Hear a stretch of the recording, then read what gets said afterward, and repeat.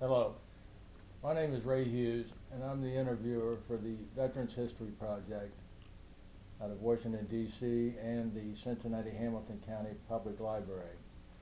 And today's date is the 16th of November 2015. And I'm here with Brian Powers, who's the head of the Veterans History Project here in Cincinnati. And we have the honor and privilege of being at the home of John P. Peters at 16085 Star Spray Drive in Harrison, Ohio. And it's okay to call you Jack, sir? Sure is. Yeah. And Jack, what's your date of birth and where were you born? I was, date of birth is April 17, 1928. And I was born in Cincinnati, Ohio. Where did you live at in Cincinnati when you were born? I lived in the western part of Hamilton County. Actually, it was the area around Westwood. I see. And what was your mother and father's name, Jack? My father's name was John, like mine, and my mother's name was Mary. And what was her maiden name? They pronounced it in Indiana Yane, those German people, but it's actually Jen. I see. And how many brothers and sisters did you have? I had 4 brothers. I had 4 sisters. Wow. So you had a family of 9 altogether. Yes. I And, see. What did your father do for a living?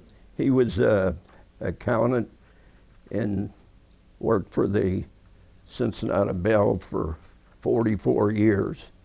He progressed up in the Bell organization and up to middle management, and later on he had his own department. I see. Now, of course, your mother with 9 children certainly wasn't working outside the home. No, she had her hands full with us. What schools did you go to, Jack? I went to St. Aloysius, and they called it Bridgetown, and I went to Elder High School in Price Hill, and I went to Xavier University in Cincinnati. So you graduated from Elder High School, and what year was that, do you recall? 1946. 1946. Mm-hmm. And did you go into Xavier University right away? Well, I went there a couple years, and then I had a financial problem, and I went to work. And, well, next thing you know, I got drafted. Is that right? What year were you drafted? 1950. 1950. How many years of college did you finish before that? Before that, I had 2 years. 2 years? Yeah. What were you planning on majoring at? Well, I was kind of wandering around, really. Okay. I didn't really, that was part of my problem, I think. I was more interested in engineering, and, well, didn't work out too good. Just as a matter of curiosity, do you remember Pearl Harbor Day, December the 7th? Yes, Could you tell us where you were and what you were doing on that day? yeah, I had a appendectomy at Good Samaritan Hospital in Cincinnati. It wasn't everybody, all they talked about it, they forgot about the patients too, I think, me. Well, Yeah, I was more important than me, I'm sure. yeah. So you were drafted in what year again? 1950. 1950. Mhm. Had the Korean War started yet, or were you drafted before the war? No, the Korean War started in June the 25th, And I got a draft notice sometime late in July, and I was inducted in the Army, drafted, if you will, in sometime in October. Right. And from there, I went. Where did you go to basic training at? Where did you join? Where did you get inducted at into the Army? In Cincinnati, or? Yeah, we got inducted in Cincinnati.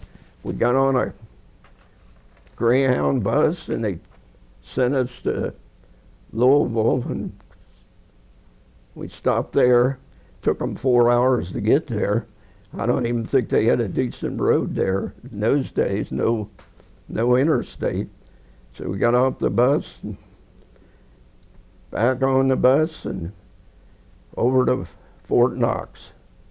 And then a week of some kind of processing, and I went to Camp Atterbury, or was sent to Camp Atterbury as a take basic training with the Pennsylvania National Guard, the 28th. The Bloody Bucket. Bloody Bucket in World War II. That's what the Germans called them, I heard. Mm-hmm. They were from the 28th was from Indiana, Pennsylvania. Indian Gap. Yeah, Indian Gap was their you got it right. They even had they always commented that they had a famous actor there, Jimmy Stewart. I don't know if that's true, but. So, so while you're going through basic training at Atterbury, you're part of the 28th? Yeah, yes I am. And we were told, and we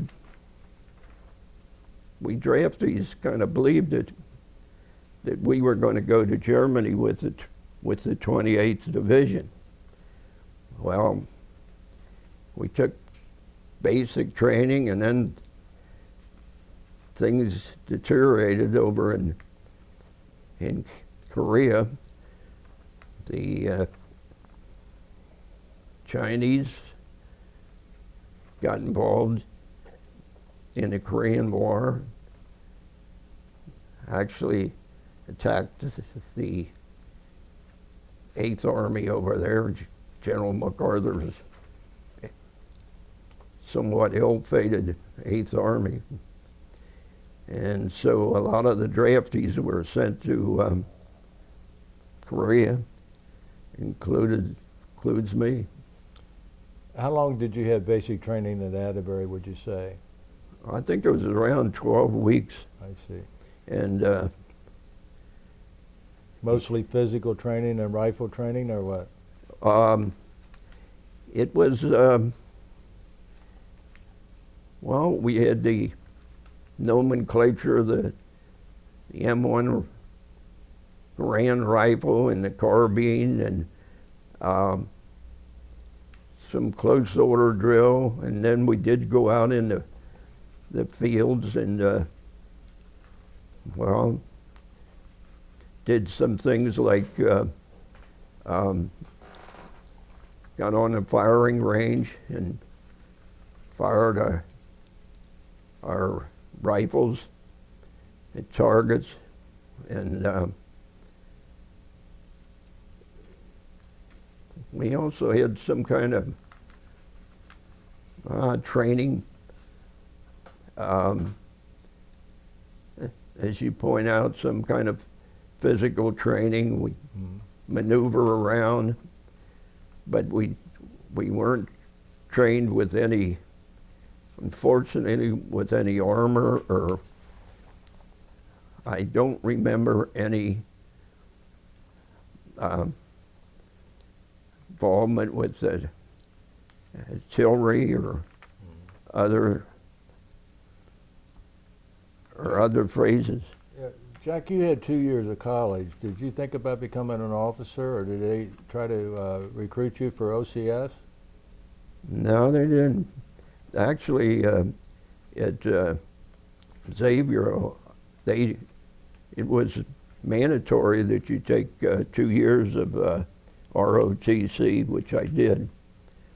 But you had to go, to be an officer, you had to go 4 years and take the military science courses for 4 years and graduate.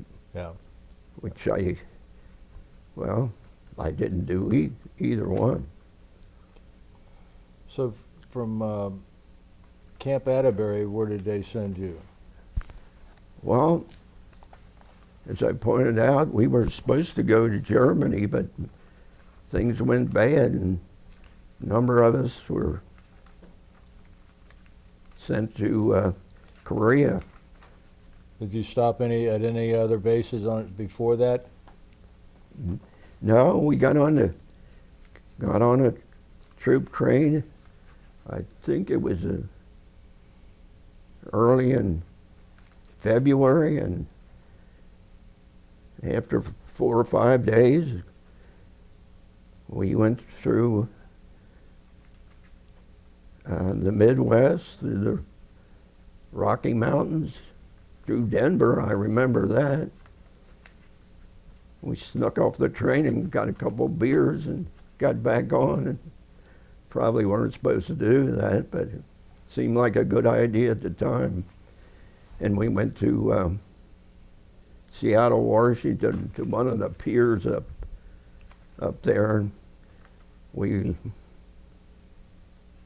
habitated in tar paper shacks, like buildings, and they had pot-bellied stove. You'd cook on one side and freeze on the other.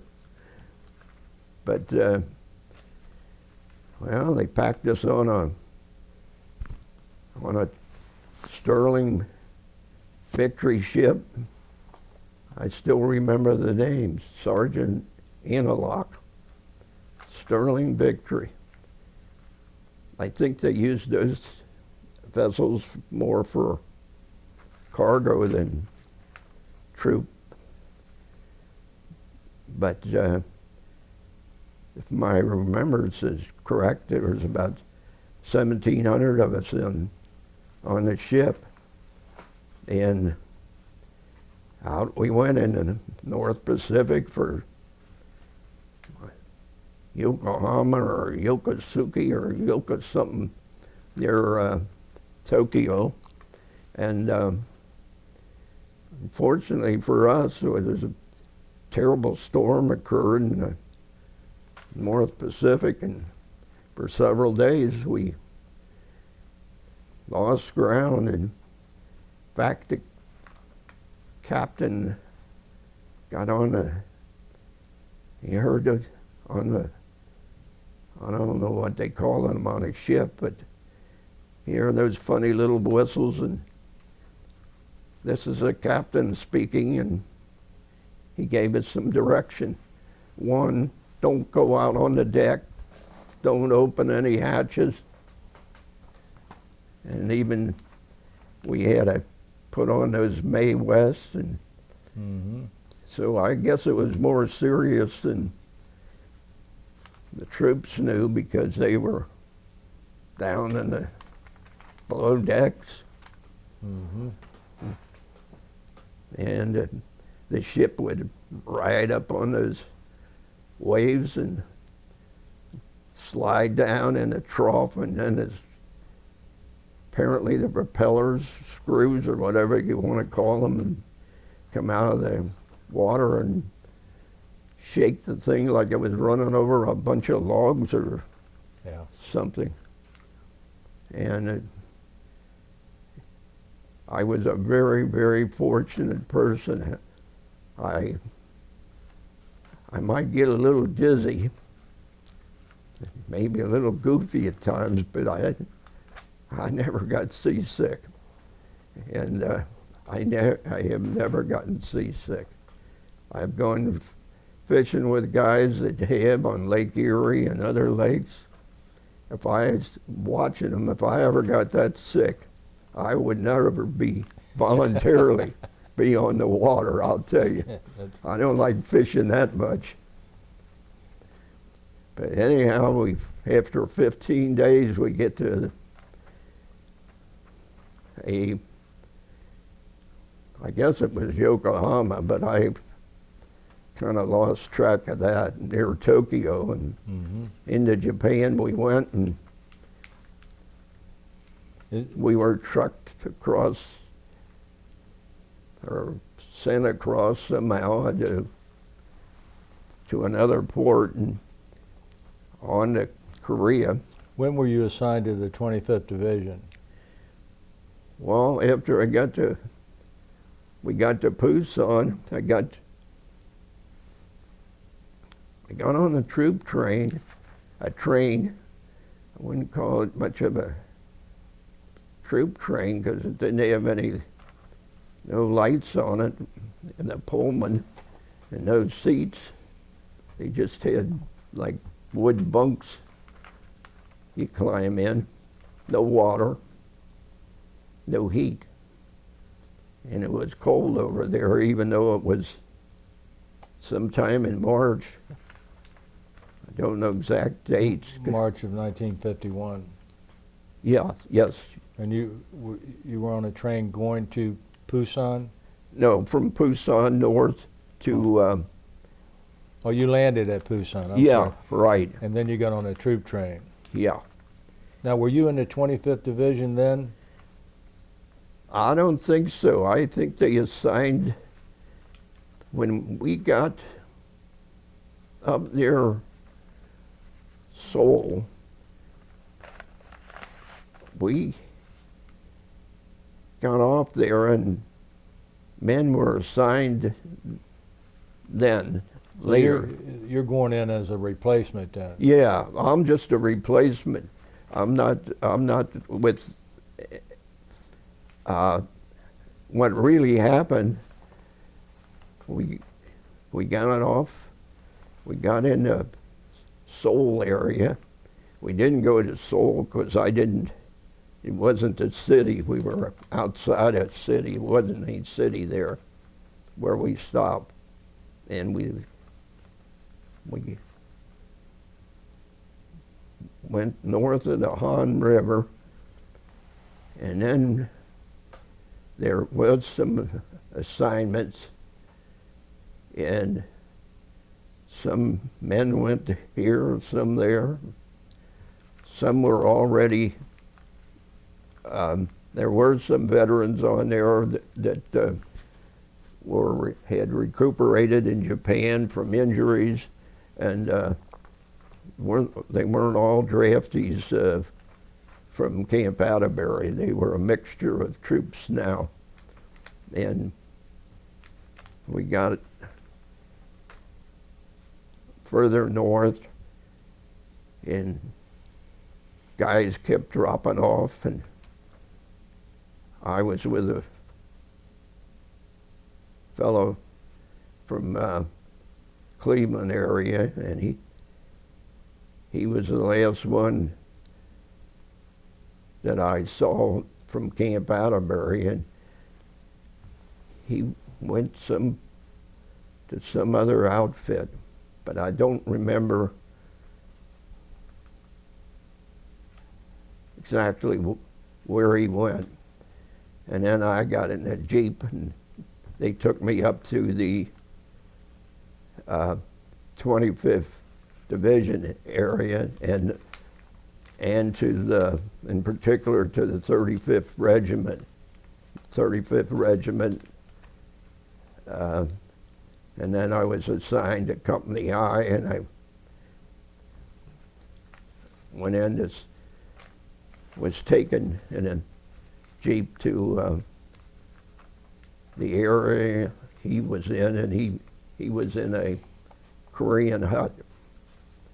Apparently Company I and the 3rd Battalion were in some sort of blocking position or reserve area, and that sergeant was driving the Jeep. Told me to go in to see the captain and to take my steel off. So in I went in the hut. took my helmet off, and it's kind of dim in there, and walked over, and there's a captain sitting at like a card, some kind of little table, or I'd call them card tables. And he got up and, surprisingly to me, stuck out his hand, shook my hand, and he apparently had my records, because he remarked he didn't have, he was skeptical of the 28th National Guard's ability. Must have already preceded me to Korea, or inabilities, I might say. But anyhow, he asked me some questions like education and a few things, and he assigned me to the weapons platoon as a replacement. Mm-hmm. And what rank are you then? Private. Private. Now you're where at in Korea now that you're assigned to Company I in the weapons battalion? Where are you at physically? What, you remember the area? Yeah, we are in North Korea. We are about close to 50 miles north of the Han River. Okay. And this is late March, early April of 40? Yeah, correct. Of 1950. 51. 51. Right, and then the Army was. And the Han River goes right through what's now Seoul, Korea. Is that correct? Yeah. Yeah.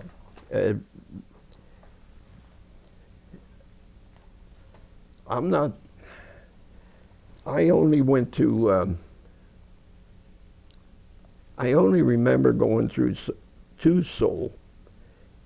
Was the following Christmas.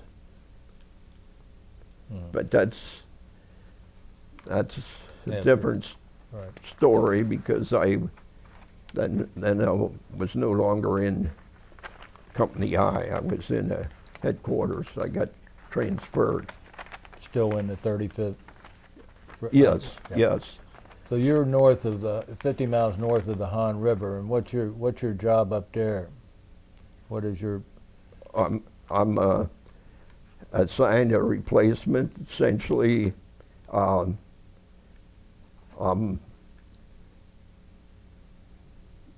a infantryman. I have a carbine. I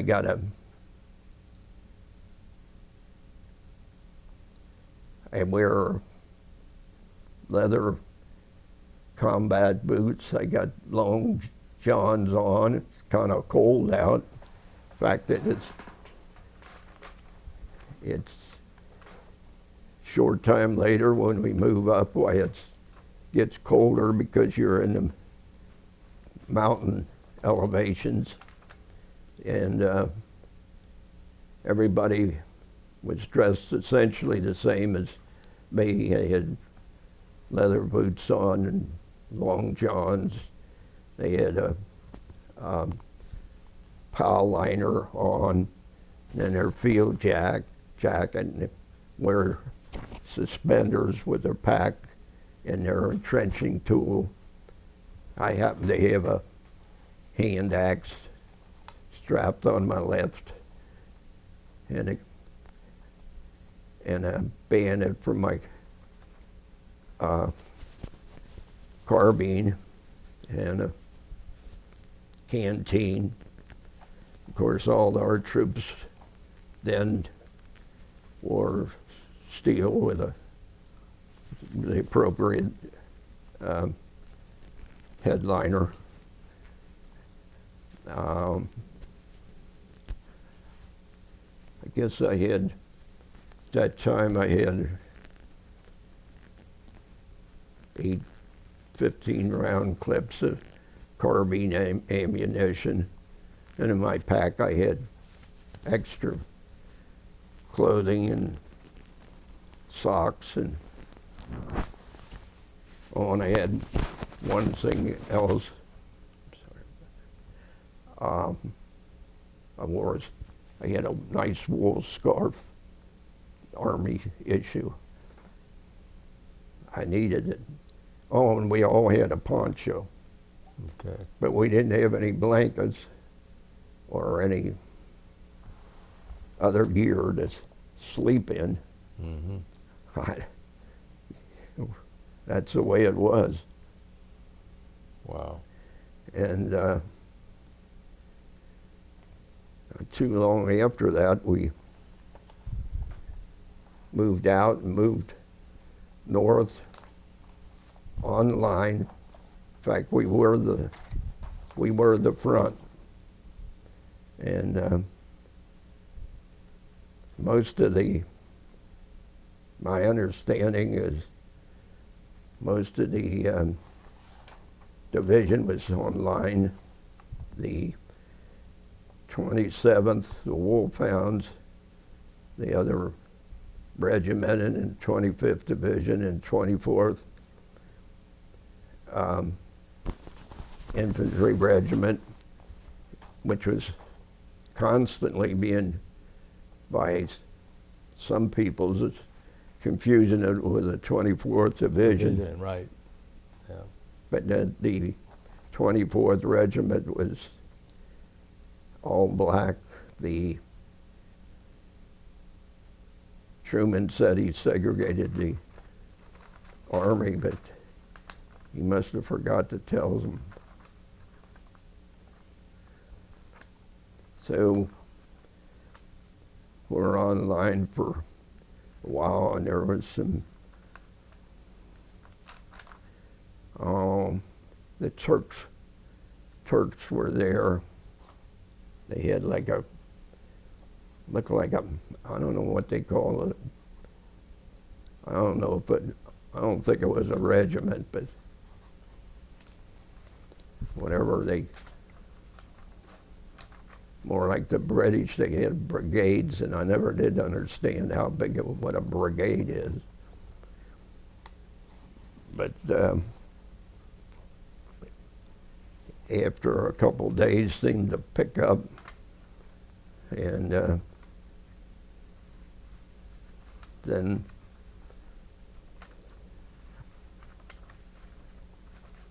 the day before,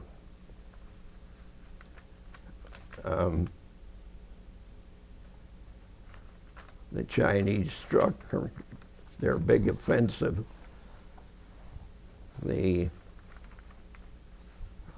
I was online, and I remember this at night, this big cat came running right next to me, about knocked me down. I couldn't see what the animal was, but it was a cat, I knew that. And was thoroughly frightened by, I guess, the advancing Chinese army. Later on, people told me it was some kind of Siberian tiger. Beats me. I never saw any tigers like that in my life. And I'd even been to the zoo. What time of the year is this? What month is this? It's either later in March or in early April. And the Chinese are attacking you? Yeah, and they attacked the whole line with a full force. They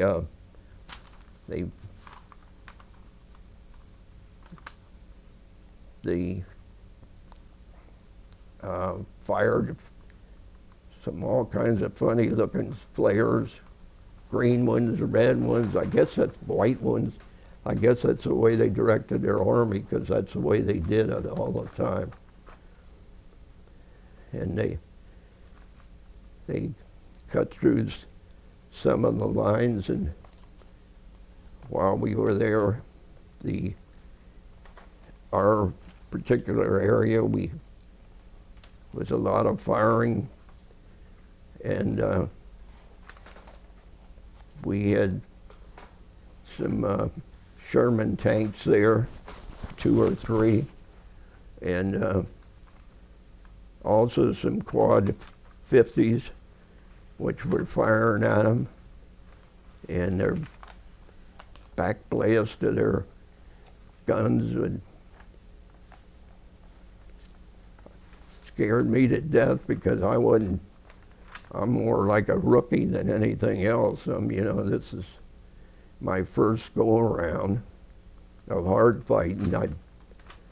Some little skirmishes, which is, well, it does at least get you used to it. Mm-hmm.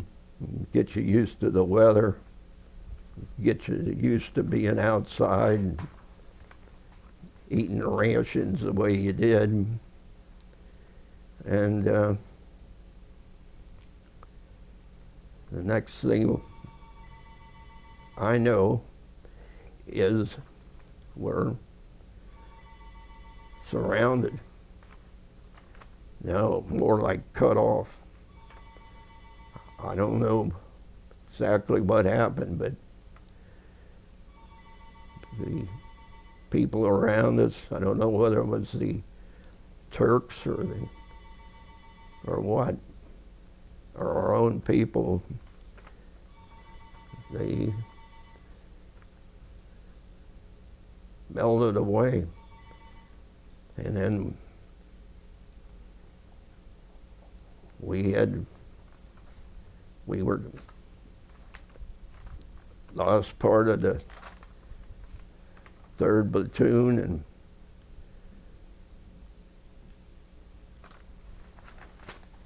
we were supposed to go up and try and retake these positions, but that was called off, and we were ordered to retreat.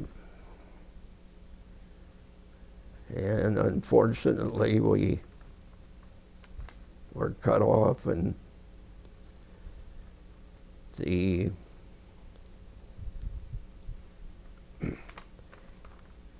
Chinese started firing a lot of mortars on us,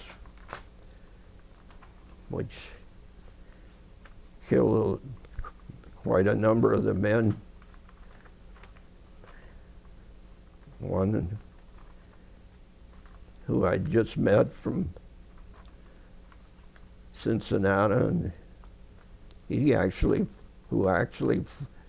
they flew him and other soldiers over to Korea, and he hadn't been there, I doubt if he'd been there 2 weeks.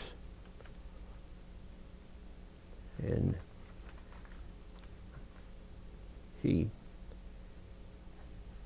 got hit by a mortar and fatally injured, and he died a horrible death. You could hear him screaming, and it was really, really bad. Later,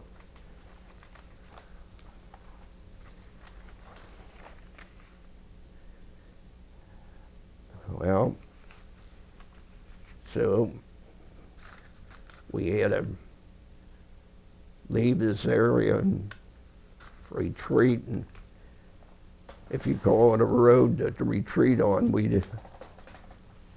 I don't think you couldn't drive a Jeep on it. It had to be a tracked vehicle. It was so up in the hills, and couldn't hardly call them mountains unless you call the Appalachians. It's more or less like that. So we had a nasty retreat. They told everybody, every man for himself. And the way we went, I actually grabbed hold of the back of a Sherman tank and ran behind as fast as I could, as long as I could keep up, and finally I couldn't keep up with it. In the meantime, if you rode on the top of the thing, you got killed because the Chinese were firing their machine guns at them. And through the night, we kept moving back south, and we came to where our headquarters company was, and there was an ambulance on fire there, burning, and there's a Jeep sitting there. A couple of us climbed on a Jeep and tried to start it, but we couldn't start it. I don't know how it was disabled, but of course it's night, and there was some other vehicles there, but so we left there and kept moving south. Then we came to another area where we had to get through a roadway, and it was cut off by the Chinese, and you had to like run through a gauntlet.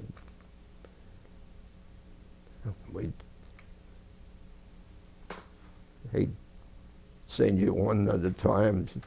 If you made it through there, why, that was, you were lucky. And then we kept going south through the hills and started to get daybreak and climbed one hill and down the other, and the guy in front of me got shot. I tried to pick him up, and the corporal behind me said he was dead. I don't know who shot him. Somebody, whoever shot him must have been a sniper or something. And finally we caught up with a marshalling area where there's some other troops, and we got on some tanks and started riding south, and all along this road was Chinese dead soldiers laying there. They all had like horseshoe packs on them. And we kept going south till we came to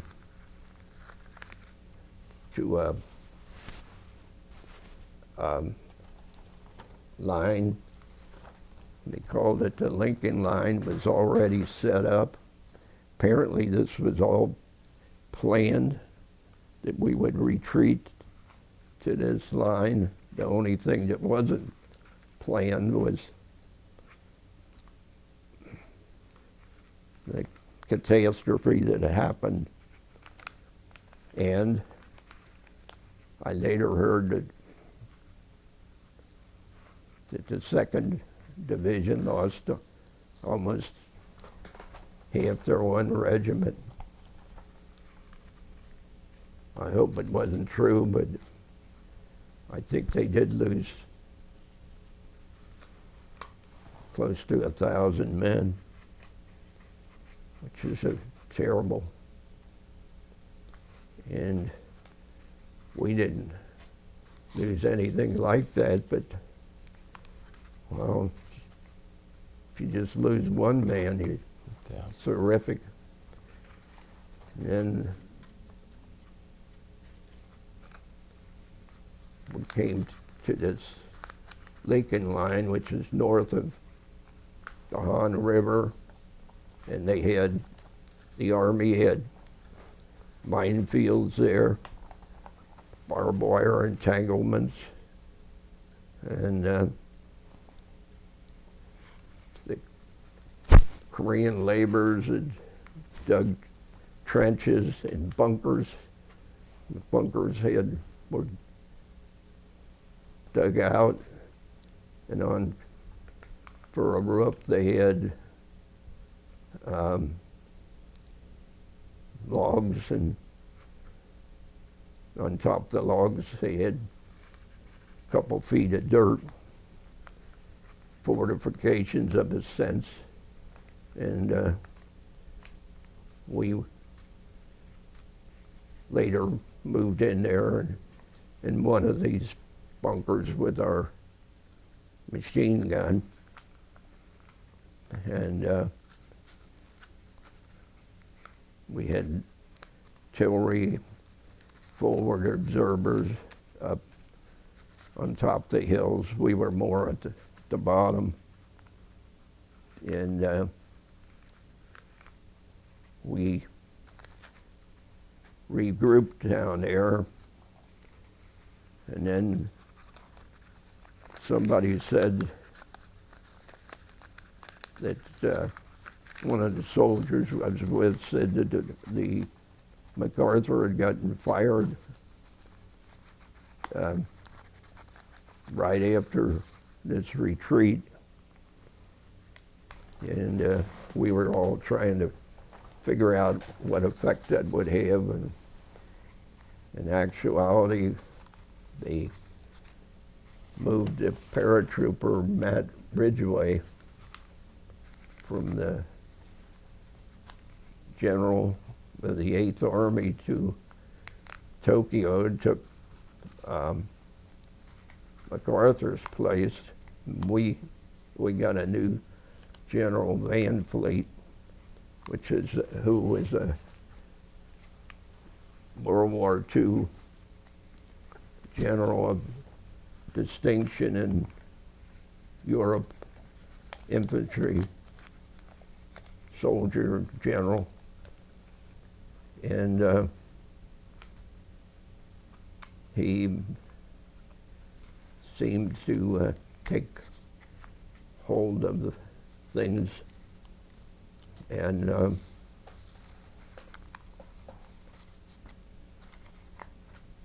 then later on, when the Chinese,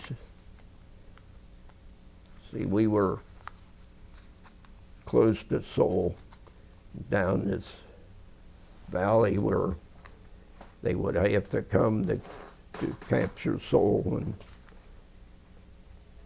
we probably would have, but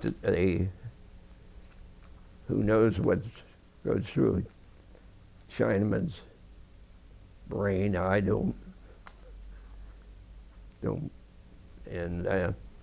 instead of attacking directly to us, well, they did attack, but they didn't seem to get any place. They did have some artillery they tried to wheel out. And I happened to see him and ran up to the top of the hill to see the FO. And he's supposed to be watching, but I finally got up to the top of the hill and all out of breath. I'll never forget that. And he told me they were setting up field pieces there. Oh, I couldn't be. He gets his binoculars out and And he sees him. Oh, and he called in some fire, and subsequently they demolished him. And then gets into May, and they had a communists apparently had a May Day, and they were supposed to have a mass attack, which didn't. I think they did attack the 2nd Division over on the closer to the East Coast, and so the Army Van Fleet directed our division, at least the battalion. Can't really speak for the whole Army because I only know my little area, battalion size, and we jumped off and moved north. I didn't even know the Army could move that quick. You see, we don't.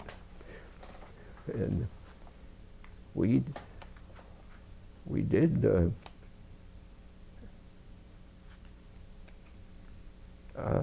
attack a tunnel, and all the Chinese in there, and they lost a lot of men in there. Because once they were in there, they called in those airstrike, and the Air Corps had napalms, and they dropped there, and some of them rolled right into the tunnel. Is that right? Mm. And we start moving north, and we kept moving north. And next thing you know, we're up past where we were. How far up was that, would you say, in miles? 60. And then we moved over, then we moved more from the western part over to central, and over from near Kumwa. They called it the Iron Triangle, and the base was, one point was Kumwa. The other, I guess the top, the apex, was the Korean capital, North Korean capital, Pyongyang, and the other one was, well, can't think of the name offhand, Chorwon. But we kept moving up, and it was up in the mountains we'd be, and sometimes it would seem like we'd be by ourselves. Then I remember one occasion where we got some, I don't know how we got them, I don't know, we got some new supplies. We had to get supplies from somebody. I don't remember that part, but they got a case of box of recoilless rifle shells. I guess the box weighed about 60 pounds. I got to carry the damn thing. Naturally, old Drafty, he's at the bottom of the totem pole. And the captain comes over and he sees me and he says, "Why don't you take those bands off of there and distribute them among the men instead of you carrying the whole thing?" Seemed like a good idea to me, Captain, but I didn't tell him that. I said, "Well, I would, but I can't. I don't have any way to cut this box open. This wood box with them steel bands on it." "Oh," he says, "well, how do you get it open when you need it to fire your gun?" "Oh," I said, "that's easy." And I gets my hand axe out. I'm going to chop it open. Oh, he about scared him to death. He said, grabbed my arm and he says, hey, don't you read what it says on there? It says, high explosive, handle carefully. I said, wow, you asked me what I did. Yeah. Never occurred to me, but so he gets, one of the guys, gets he hit a pliers or some way to cut Wire the cutters. bands. But the captain, this is a different captain with the other one. I don't know what happened to him. Poor guy. After about 8 or 9 months of Korea away, I don't know. And on we'd go, and the next thing I remember is we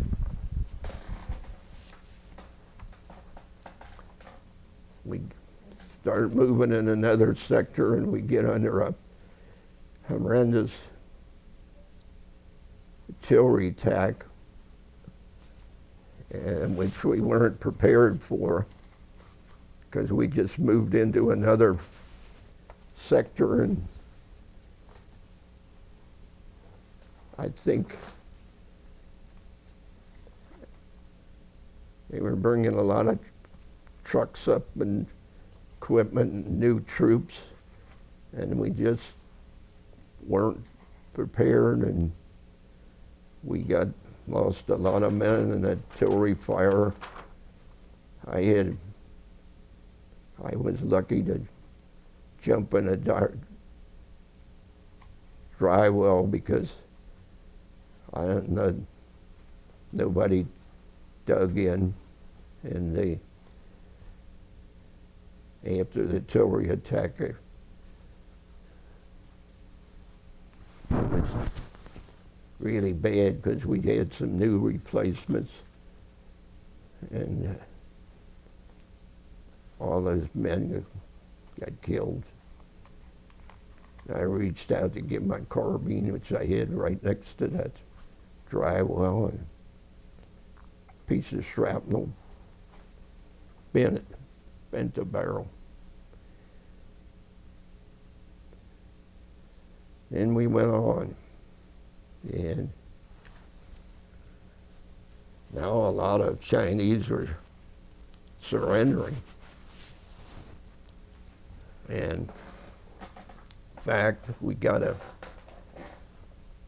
I don't remember us taking prisoners. And just didn't fit in with our operation.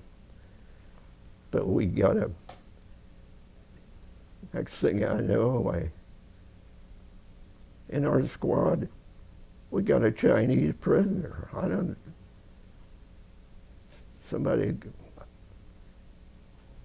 Two guys said they're going to shoot him. Two said they weren't. They kind of arguing about it, which sounds kind of hard-hearted. That sounds like it is. And I was the fifth guy in the squad. What are you going to do, kid? Some of them called me kid, which made me mad. I didn't like being called kid. But I guess I looked like one. So I said, no, you ain't going to shoot him. He's going to carry the A6 machine gun, which he did.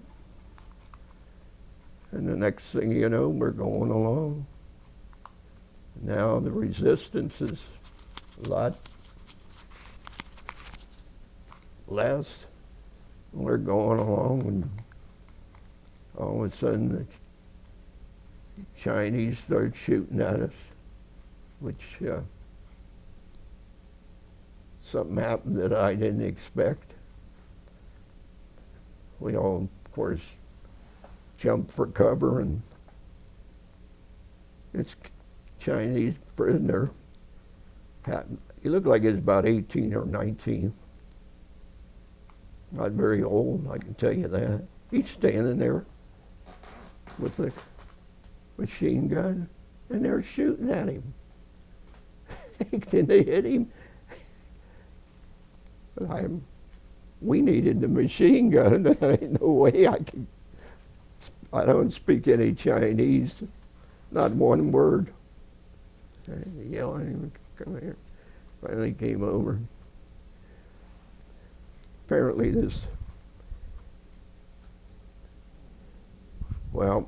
so we were going to attack this position, and I heard him talking about getting some artillery fire on them, on the Chinese. But anyhow, up the hill I go, slipped along by myself on the right. And up the hill I go, and I got within 75 yards of them. Now there's some big boulders which were prevalent in Korea, North Korea especially, big as pickup trucks. Mm. They scattered all along. They looked like they've been there for 10,000 years before the time of Christ. They just worn as smooth as round pebbles. And there I am, I turn around to look at where the rest of the squad is, and especially with a machine gun, if I'm going to attack, I need some cover. It's only 75 yards away. And I got a couple of hand grenades, and in fact, I had 3. I guess that next thing you know, I heard what I thought was a bomb coming. Oh, it's coming right for me. Right for me. I'm screaming and hollering, "Oh Lord, save me!" I thought I was a dead man. And that thing hit, exploded. I never heard a sound. I just felt like I was floating along like when I was in a gravel pit underwater. I couldn't breathe. I don't know what happened.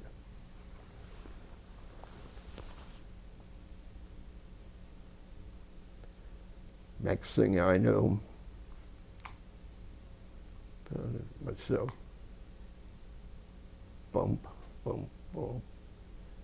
Here's a guy dragging me back down the hill.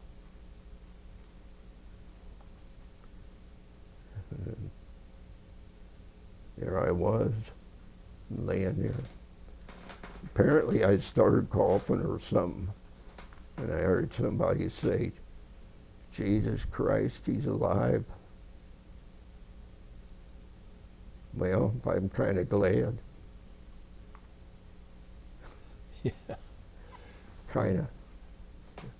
They're dragging you like you're dead, huh? Yeah, my field pants had a big rip in them from bottom up to my, in fact, I don't know how I survived. Because that thing it hit on the leeward side of those boulders, apparently. Uh-huh. But it blew me up in the air, they said, because they said one guy says, "I seen you up in the rocks. They got your kid." Well, I started telling them I didn't know the Chinese had bombers. I thought it was a bomb. And one guy said, no, I haven't a bomb. That was a Tom, a long Tom, a 155 long Tom. Oh, you mean that has a short round on it? Yeah. oh, I'm going to kill that FO. Probably went berserk. I was going to kill the FO. How could he do that to me? I just lost it. Well, I wasn't going any place. First place, I didn't even have my carbine. I don't know where the hell it was. It had nothing. So, Could you get around even? You couldn't get around anyway, could you? I was limping along after old fashion after I got up. And What type of shell was that? A 105, did you say, or 155? 155, 150. long Tom. They called them a long Tom. They had batteries of them. They say they could shoot 15 miles. Yes, I don't know if that's true. I've heard that also. Yeah. But anyhow, away it would go. And next thing you know, I hear we're going into reserve. Well, no, a doctor came up, or I don't know what he was.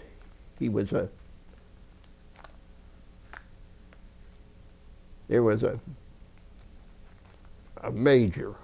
I don't know what his, because I saw one of his little cleats, little round things on his collar, but he didn't have any other markings. I didn't ask. He came down with this was actually before this happened. Yeah, he came down and he looked at all our troops. Man, did they bend his ear. You know how they are, bitching and moaning. Hey, he comes up to me. I don't even say anything anymore. If you want to use the expression, I'm bitched out.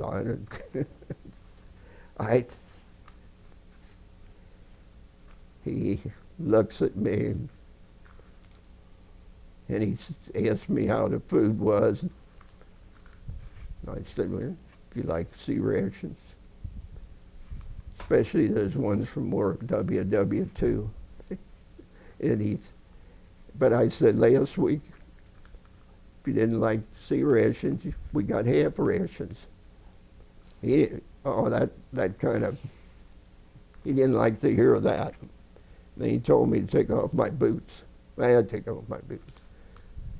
I said, I told him, I said my feet weren't frozen, but I'd taken my boots off a short time before that and kind of got cleaned up best I could. And I'd seen my feet were in bad shape. They were? Yeah.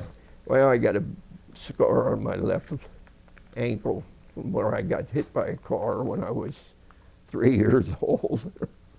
And you know how they hang your foot up when you're a little tyke. Why, made a scar on my ankle. And between that and crossing those streams and getting that sand in your boots and grinding away, why, it looked awful red. And it looked ugly. It looked nasty. I think it was a little nastier. And it looked worse than it really maybe was. It wasn't too good though. But and he just blew up when he saw that. He started yelling at the captain. I thought he was going to yell at me, but he didn't say anything to me at all. He yelled at the captain that all of these men needed at least 5 days rest. The captain says, ain't gonna get, I need every man I got. We're gonna start back on attack, which we did. But we were pretty well wrung out. We just were wore out. No, wasn't too long after that. We went in reserve, and that's when they said they had a ceasefire in Korea. Did they put you in the hospital? Hell no. I didn't even know there was a record. There wasn't no record. Oh, that brings up the subject of a Purple Heart. I never got no Purple Heart. And a guy told the guy what I told you. Right. He said, you gotta have a Purple Heart. So I would go over the hospital, the VA, and I tell him that. So the guy looks it up in his book. He said, yeah, you're supposed to get a Purple Heart. So he sent the papers in. He said, we got to send the papers. We filled them out and sent them to St. Louis. He sent them back. He said, all your records had burned up in a fire. Well, I said, well, hell, they ain't on the damn record anyhow. Because, well, the reason I'm saying that, we didn't get paid. Well, I don't know about March. I don't remember getting paid then. In April, May, or June, we didn't get paid. We didn't see anybody. They don't have no records of us. How could they have records? Who's going to write down something? Yeah. There ain't nobody keeping records. Now, they do have records. I'm talking about individuals. Right. That they do have records of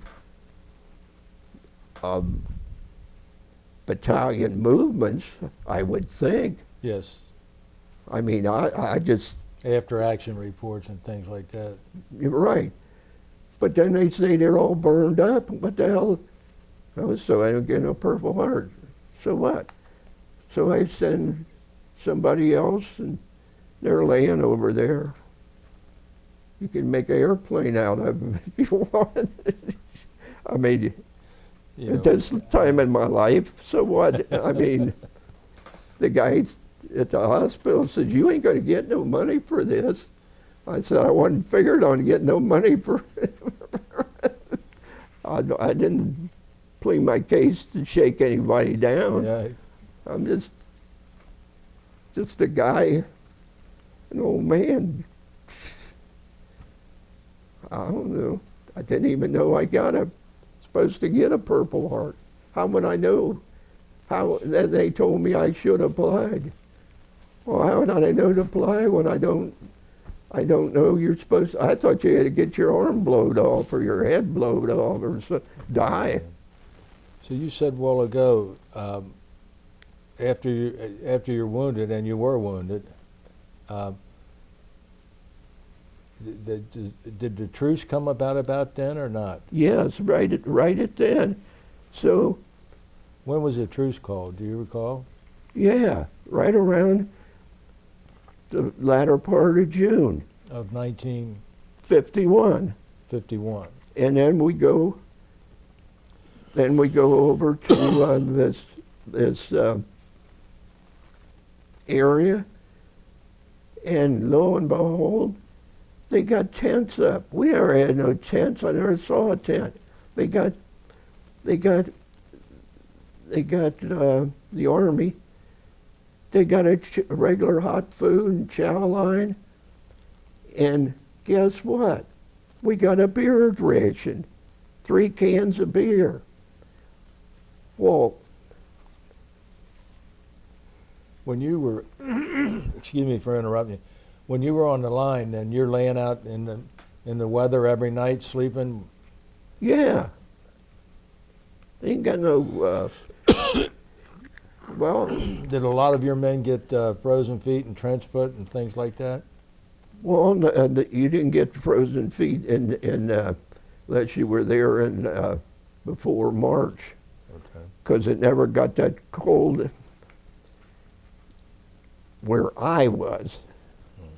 The following winter, you got shoe packs, you got parkas, and we didn't have them then.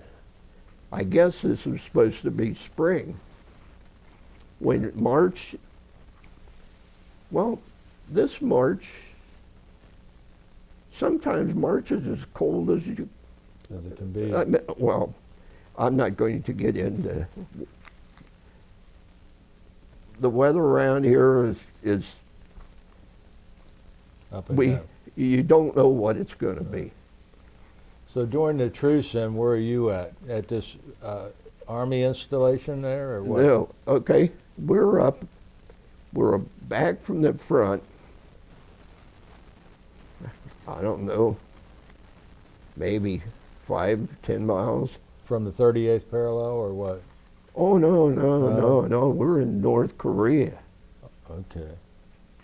Yeah, we ain't home free, so to speak. No, I think the Army, and here's what happened. They got tents set up. They got hot food for us.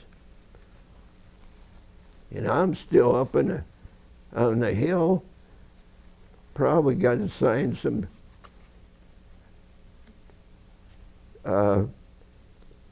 take a slit trench or something. But I don't remember all that. But one guy comes up and he's drunk. He's dead ass drunk. I'm looking at it. And he tries to get his ammo and he's all fudged up. He's going to shoot any of us. I mean, somebody grabs him, one of the other soldiers, and I'm looking at him. One guy said, "Why did you shoot him?" I said, "Oh, let's shoot our own guy." Right. Gee, but they put me in a clinker, but no, I don't know what would happen. The guy was just, he went Bugs Bunny. Which I know 2 of them shot themselves in our company. And we had a couple, I know they slipped over the edge. 2 of them, I swear they wanted to kill people. I think they slipped over, and I thought to myself, I got to stay away from them rascals. I just started thinking, I said, I don't know, you ain't too damn good yourself. Get scary, you know. Yeah. And all the while I'm there, my stomach feels like I took a handful of gravel and swallowed it. My stomach hurt me all the time. Just felt like I had a belly full of gravel. Fortunately, I never got sick. Like, if you get a cold or something, I believe you get pneumonia and die. But I don't know. I guess. Well, at 22 and 23 years old, you're at the peak of your vitality. And then, I guess there ain't Korea, just the whole place stunk so bad, it reeked. The Orient is bad, but Korea is, it's the worst I've ever been. Like an Indiana hog farm. But it just, but anyhow, back to the truce. They're going through all this, and first I found out, the hot chow. Well, they got a line there. Then when you got in line, you're supposed to get a beer ration, 3 cans of beer, and then you got paid. I heard you got paid. Well, I didn't get paid, like I said. I don't remember getting paid in March. Don't remember that, really. But I know April, May, and June, none of us got paid. We never saw anybody to get paid. Well, there was no reason to get paid, in a sense. Well, so I go up, And there's a guy's officer, lieutenant, sitting there with a card table. And Corporal standing next to him. I go up there and they got this big book, which they even had at Camp Atterbury, and it's got your name in there, you know. It's in alpha order. I'd see what it is. I go up there, paging through the thing. I hadn't paid any attention to this guy. I see my name. I go down there. I see my name. I look over there. It says $10. I'm looking at that. Looking at myself.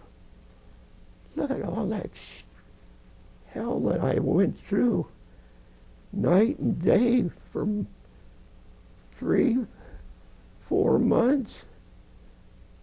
$10. I thought to myself, this is almost funny. And I looked up there, and there's that lieutenant glaring at me. He said, "Hey, soldier, don't you know how to report for pay?" Here I am standing in front of him, and I must have been a sight. I'm filthy dirty. I know that. I got a carbine. I mean, I'm loaded for bear. I have a couple grenades. And I'm looking at him. I'm looking, and I said, "Yep," I says, "but for $10 it ain't worth it." And I stalks off. I don't know what he thought. Tell you the truth, he's on dangerous soil there. Yeah. Because I never, like I said, we didn't, things was different in combat. They ain't the same as a barracks orderly. Oh my God. And you know what happens? All the guys that were in the 25th got there in July of 1950. Most of them, I mean the division, or they were, according to what I know, or they, and the men told me that were there, they got there in July of 1950, so they were there almost, they were there 11 months. Right. Well, they were scheduled to rotate. I mean, these guys are wore out. Ain't no way you can keep this up. I mean, it's just, something happens to you. Something happens to you. It's just twist your soul. Something happens to you. Well, anyhow, and they're reorganizing everything. I think that most people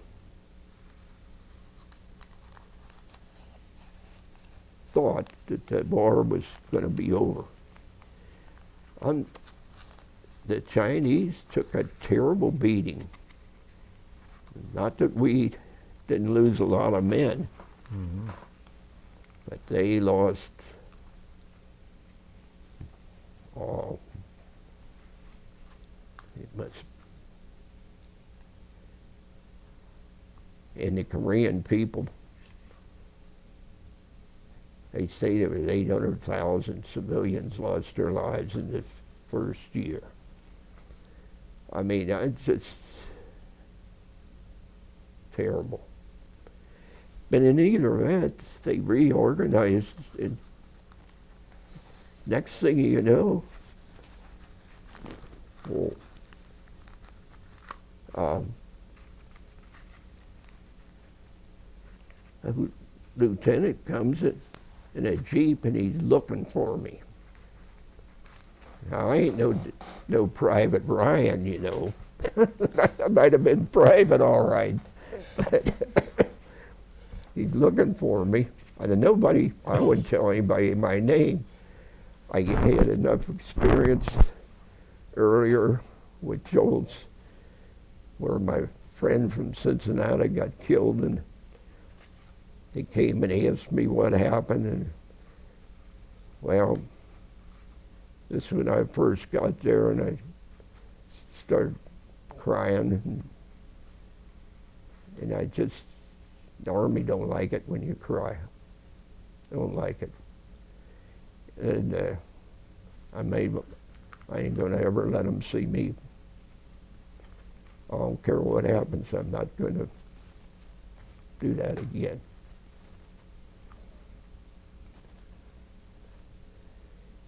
And anyhow, I didn't tell anybody. This guy's looking all over for me. Finally, there he is. Well, the lieutenant's all pissed off because he couldn't, he don't like it up here. This ain't fun and games where we are, or whatever he came from. I guess he did come from a headquarters company, which is a lot easier. Yeah. At least you can get a shower. Well, I mean, He's got to come up front to find you, huh? yeah, he didn't like that. He's all bent out of shape because they couldn't find me. Well, I wasn't exactly. I made myself scarce if I could, because I'd always get. See, I don't like that one. And our platoon never had a officer. And this guy was sergeant, master sergeant. He wanted to be an officer so bad he could taste it. Well, he'd do anything to promote him. He's just one of those guys. He's like, have you ever seen a PFC bucking for Corporal? it's just the way the Army is. So in either event, he would, if he had a dirty job like night patrol, well, guess who got it?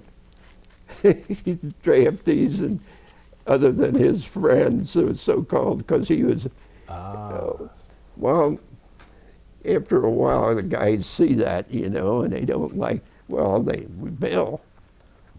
And so he gets this deal where he had to draw straws.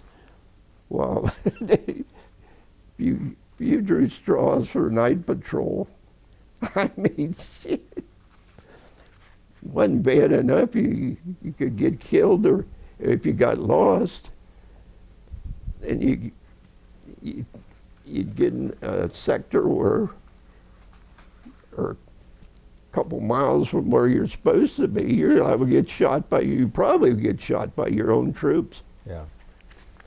Because they didn't. I saw anybody in front of me. You were staked out, two of you, and there wouldn't be anybody for another 100 yards or so.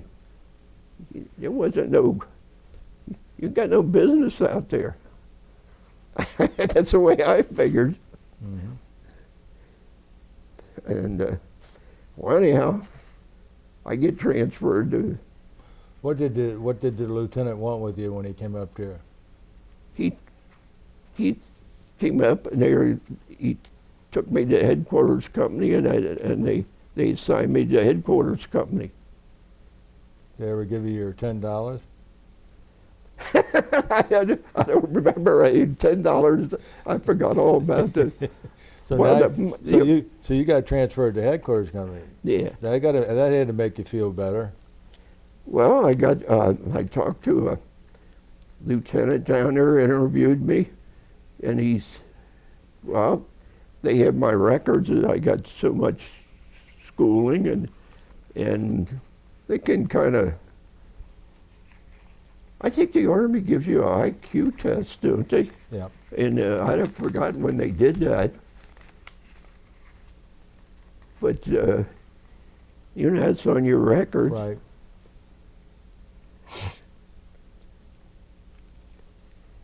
Well, but anyhow, yeah, I got some clean clothes. I got a shower. Way it was before, I got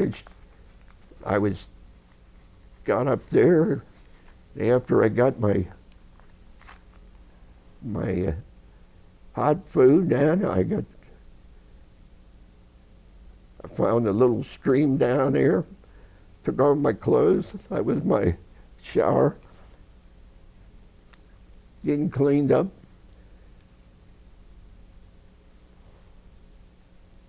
And next thing you know, I see some rock troops coming down this path. The guy can't even take a shower or get a bath without it. Went over and got my carbine. He got no clothes on, but I got my carbine. But anyhow, back I go to the headquarters company.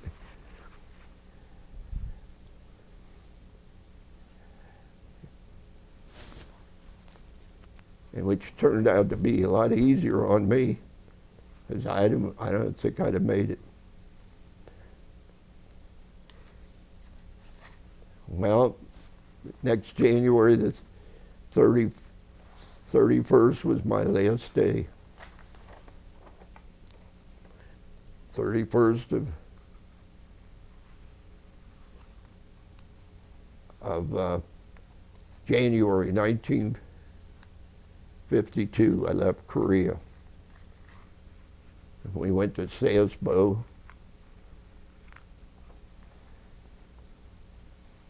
I had a Korean, a Chinese sword that I got on the battlefield. Him Chinese carrying a sword. I don't know what the hell he thought he was going to do with that. But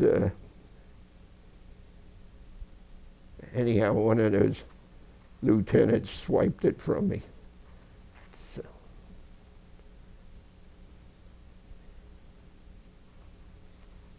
So you were at Sasebo, Japan?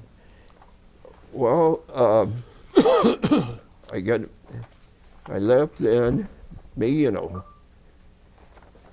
contingent of troops left, and we went to, got on a train. First they sent us over near Incheon, and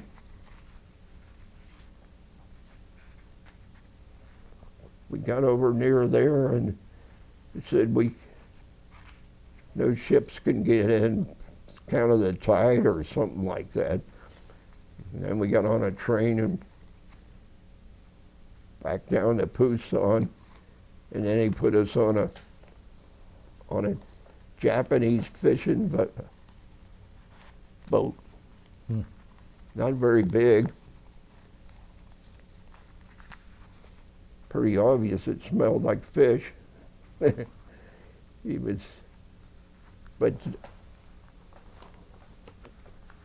wasn't that really big? You could walk. I remember walking over by the guy that he had a big wheel on it to steer it. Mm-hmm. They'd ring some bells and they'd do this and do that.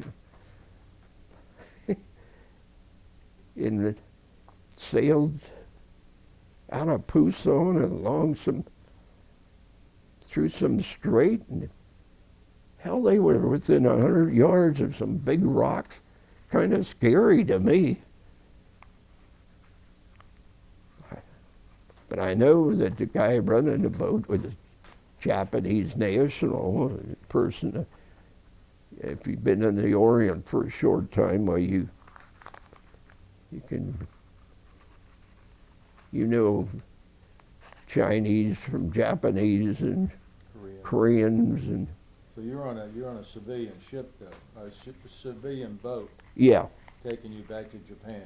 yeah, it took us to Sasebo, which is a big naval base.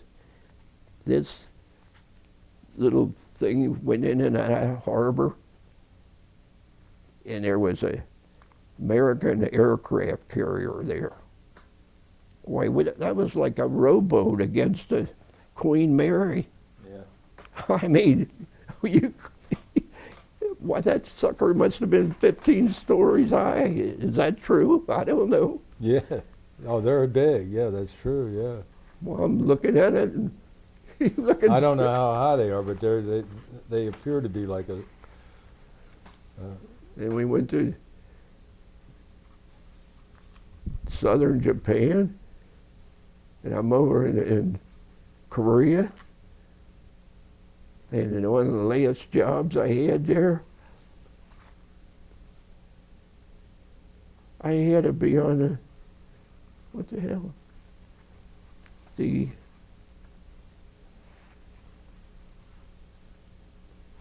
had to be the corporal of the guard or outside the last days of January.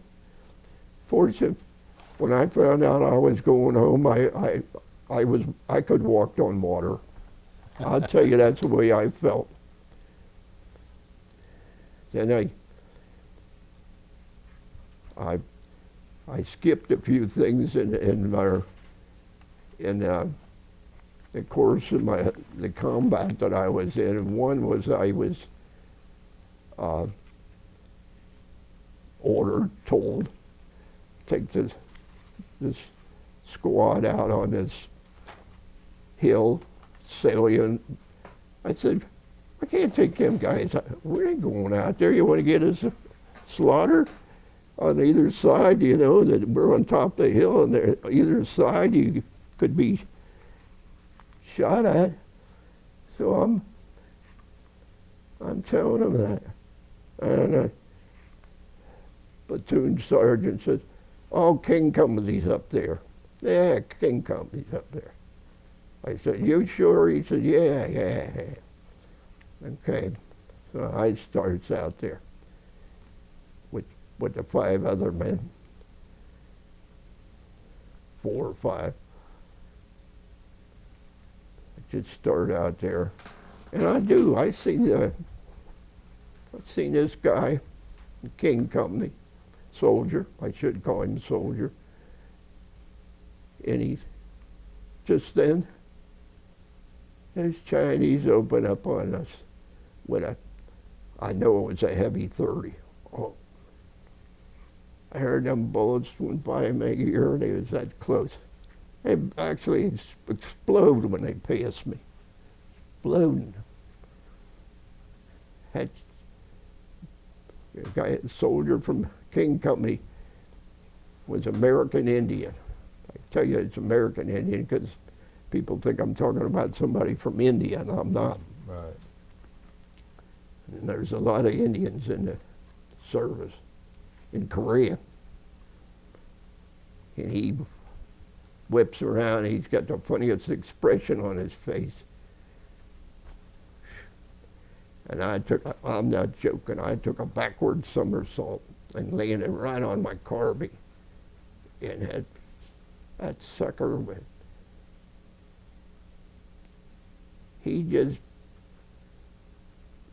I had pieces of rock and dirt blowing all over me, and I thought sure the Indian was dead.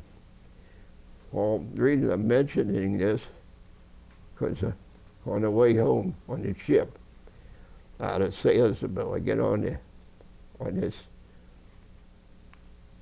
big ship, the General M.C. Meigs out of Ceasefire, and get on that ship, goes out at Ceasefire down I know he was heading down the East China Sea. And I could even smell the tropics. come from that frozen Korea up where I was. And ground was frozen. And here it's like, I guess, Florida. Maybe it wasn't all the time, but on that ship going south, it was just like you could smell the jungle. And then I'm on a ship, and it turns east, and we're going to San Francisco. Well, I'm on a ship, wandering around, and I'm looking for somebody for our battalion. You would think there'd be somebody on that ship from 5,000 troops. Somebody I knew. I'm going on the ship, and I'm looking all over, and I can see anybody. And standing by the rail, smoking a damn cigarette. Kind of wondering in my mind, see all the guys I'd been with, could see their faces, and I just felt really bad. I just think I'd be real happy, but I guess at times I was, but other times one of them guys on that MiGs comes along, and he's got one of these little hammers.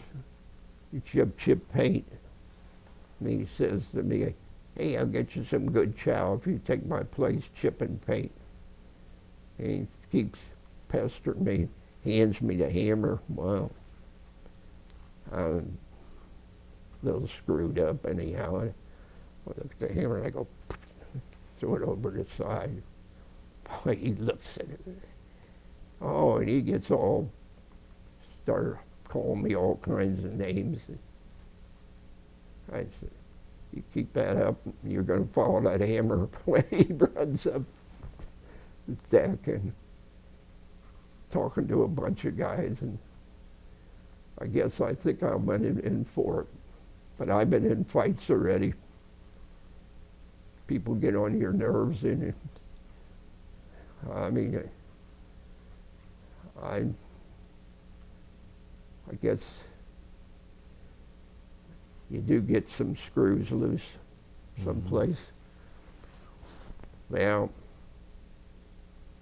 then I walk around and nothing happens, and I walk around the deck. Then I see him, the Indian. I see him. He comes down the ladder right, and he sees me. You know what he says? No. "That's a close one. That was a close one, wasn't it?" That's what he says to me. And he keeps going. I said, "Hey, you see anybody from the battalion?" Yeah, he turns around, shakes his head. Sadly, he just keeps walking. Well, I guess you can't. Wasn't too. Well, I ain't much for a conversationalist anyhow. You can't talk to that. You want to talk? How many more? Away you went. Probably put him on a reservation, but who knows?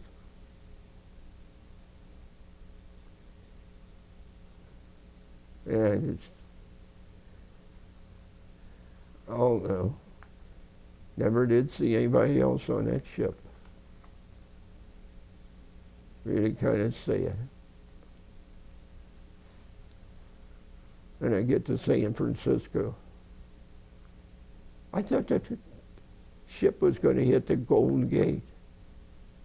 You ever been on a ship, how you look up and see the mast? Like they look like they're going to hit the bridge.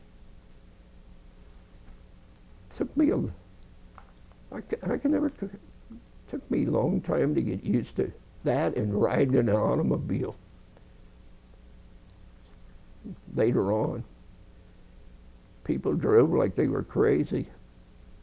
Well, I wasn't used to it. I come into San Francisco, and I was thinking about catching a train or something going home. Are you discharged yet? No, no, I wasn't allowed. I was still in the Army. Yeah. And then then when we got there in San Francisco, I just didn't know where to go. I wanted to leave, but I didn't know how to get out of there. I wasn't supposed to. So a number of them went up to PX. Well, not to PX. I had 4 bottles of red top ale or some kind of ale. Next thing you know, I started talking. Well, 4 bottles of ale probably did a job on me. And I'm started talking, I think I'm in Japan. The guy says, you're not in Japan, you idiot. I don't know how you could get that mixed up, but I was. Yeah. Well, that wasn't all my things that happened to me on the trip home. Get on a troop train. They put us on a troop train back, of all places, Camp Atterbury. Yep. Chugging along in that train from San Francisco. I will say this about it. It's much quicker than it was to Seattle. And away we went. And I got as far as St. Louis. And I was with this one guy from St. Louis, and he had a picture of his sisters. And then he asked me to call his home. Well, I get off the troop train. I used to work for the railroads, and I'm familiar with classification yards. And I asked the car pecs there how long the train was going to be there, and they told me 2 hours. Well, shoot, 2 hours. So I said, I'll give me time to get a case of beer and I talked to the sergeant, and he says, get me a bottle of whiskey for me and the train captain.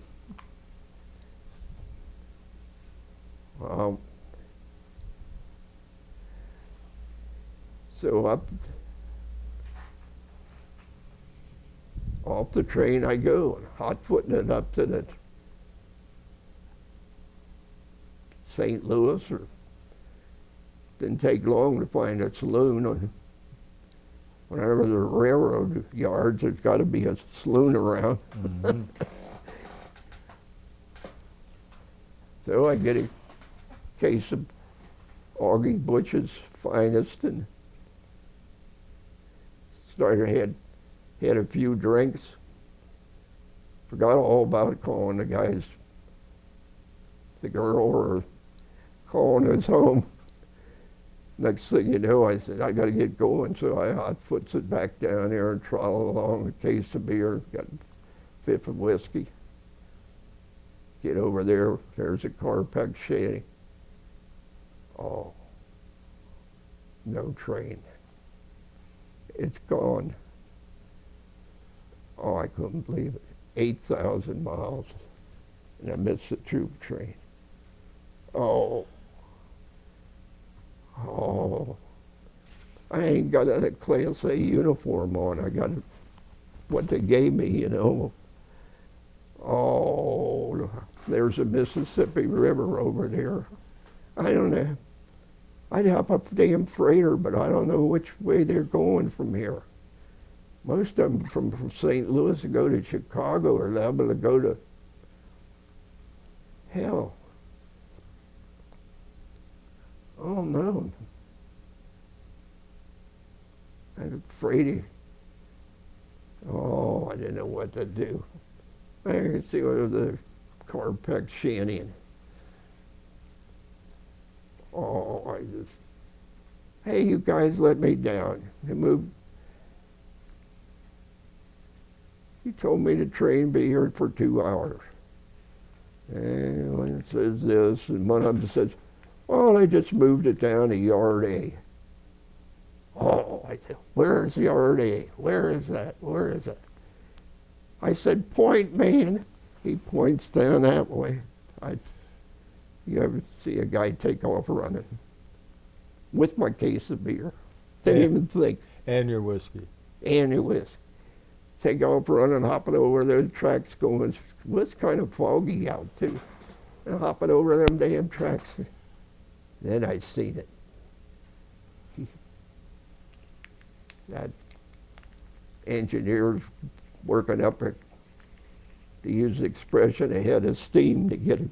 You got to go up a hill to get it on that bridge to get across that Mississippi. That Mississippi is pretty wide there in St. Louis. A lot wider than Ohio.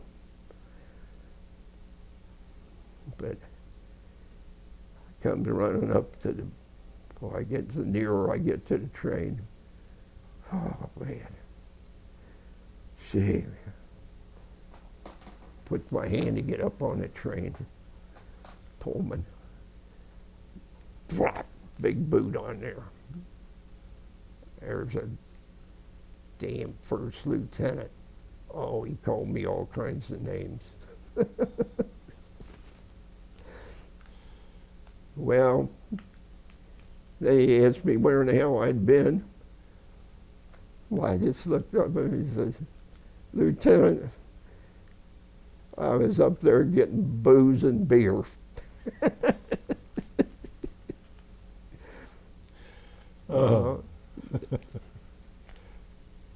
He had it. Oh. So he got on the train. In actuality, he'd have been in it. He probably lost that plus job if he'd have lost me. That's right. But I wasn't worried about that. I sure was glad to get on it though.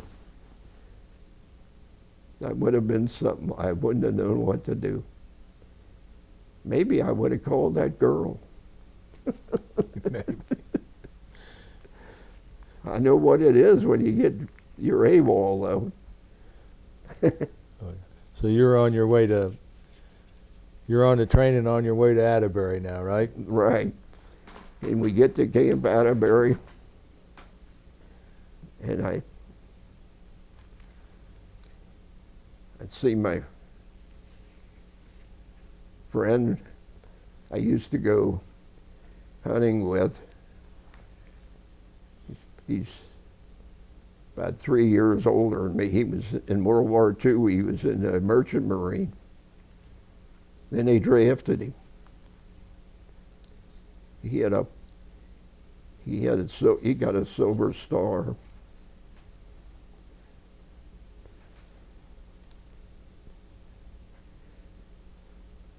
But they gave us Class A uniforms at Atterbury. And, well,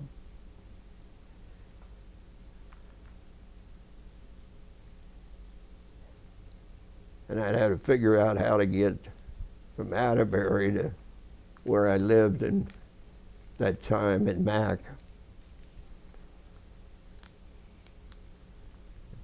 And What day were you discharged? Do you remember? well, I got these two guys who said they were going to Cincinnati, and so I hitched a ride with them. I think I gave them $10, which was cheap. Mm-hmm. And they were supposed to go. Actually, the best way to go was past where I lived, or it was a way. And I thought they would go that way. Well, I got near Cleves here, and they said they were going to stay on River Road down all the way downtown. I tried to tell them it was a quicker way to go on 264, but anyhow, I got out and I hitchhiked the next 6 or 8 miles to where I lived. You had it on here, on your paperwork, Percy Jones Army Hospital. Did you you didn't cover anything about that with me? No, I didn't. Then I got sent to Percy Jones Army Hospital in Battle Creek, Michigan. Oh, when? Well, they sent me there. I don't know if, I think for a while they didn't know if I was going to be work there or be one of the inmates. And then when I got there, I figured out that the place was run by the inmates anyway, so either way it worked out. Were you in the Army when you went there? Yes. Was this after you got off the train at Atterbury? Well, first I went home for a month's furlough.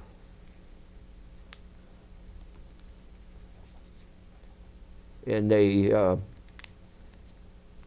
sent me there, and then I had a couple jobs there, and Were you were affected by your battlefield experiences? Is that what you're saying? well, yeah, but I guess And they call it. that was the best job for me. Right. I wouldn't have been. I couldn't have went to an army base. It wouldn't have worked out. I don't. They did ask me, as I remember, they did ask me what I would like. I'm not saying the Army.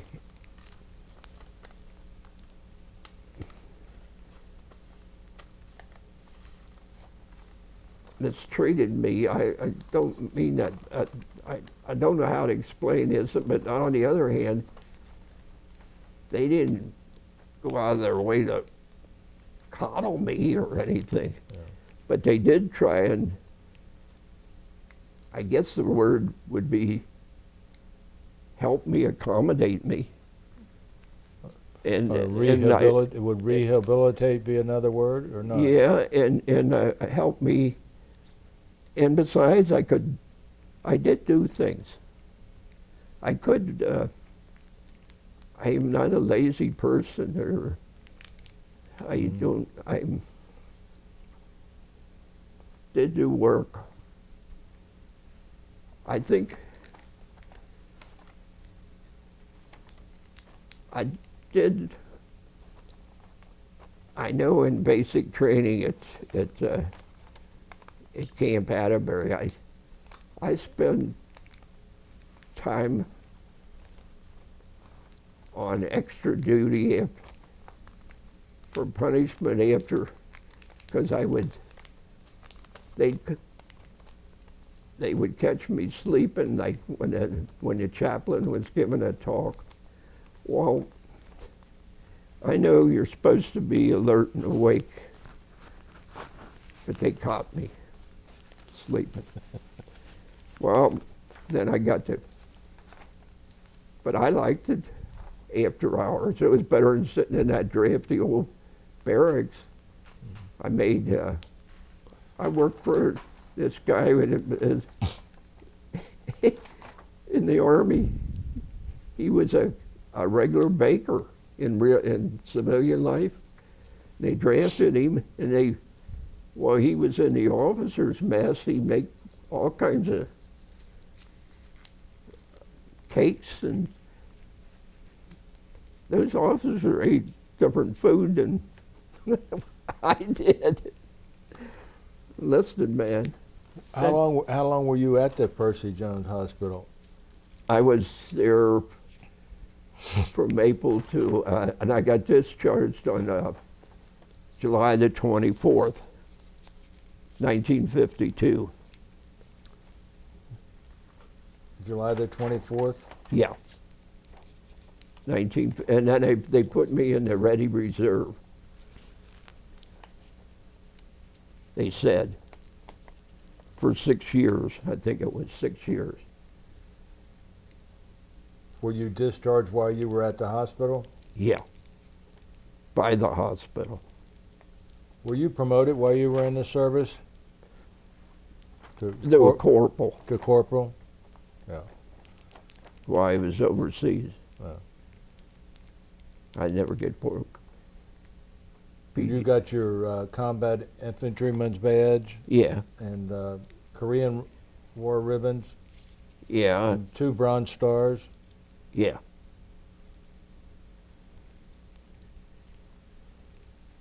Meaningful medals, every one of those. What's that? Those are very meaningful medals, the medals that you got. Yeah, okay. And I don't know how lucky, well, I know how lucky I was that I didn't get, because I was with a number of men that got killed. And I think I was with this sergeant from Liberty, Texas. Roy, I think his name is Roy V. Jones from Liberty, Texas.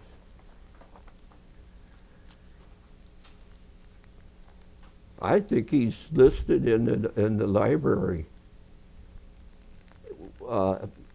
Killed in action in Korea in I think it was June 1951. Bravest man I ever seen.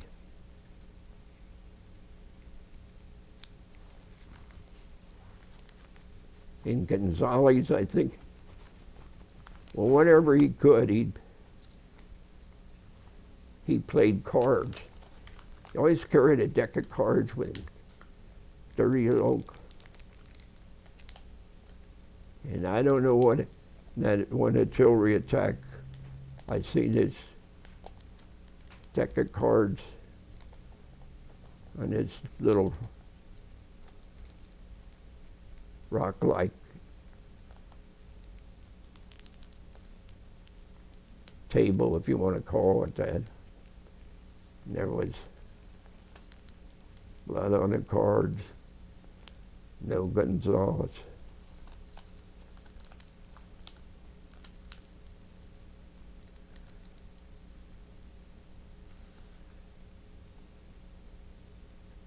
Jack, when you got home,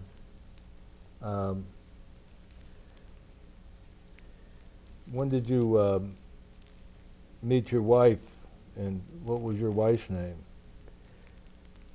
Oh, And how did you meet her?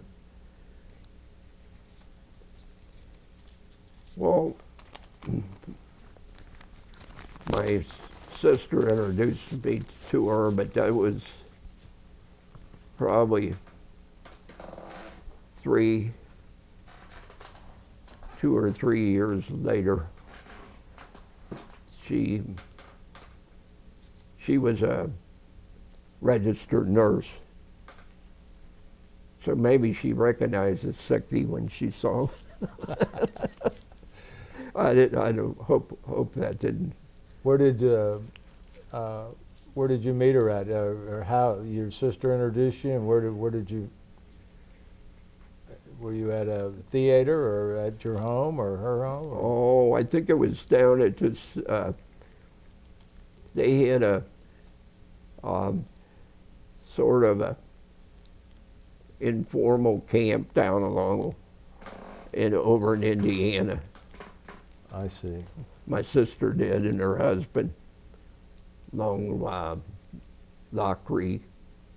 Lockery Creek? Yeah, Yeah. And what was your wife to be, what was her name? Barbara And her last name? Hoffmeyer. Hoffmeyer. And where did she live at? In Cincinnati or where? She lived in Cincinnati with her number of other nurses in a place they rented. I called it the old nurses' home or young nurses' home. There's words, some kind of funny name. But she actually lived in Indiana, grew up in Indiana, near Yorkville. Yeah.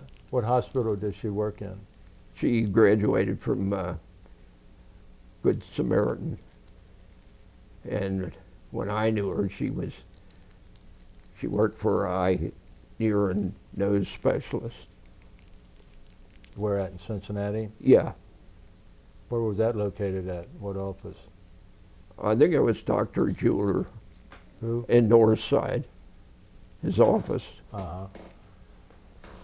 And what were you doing for a living when you met your wife?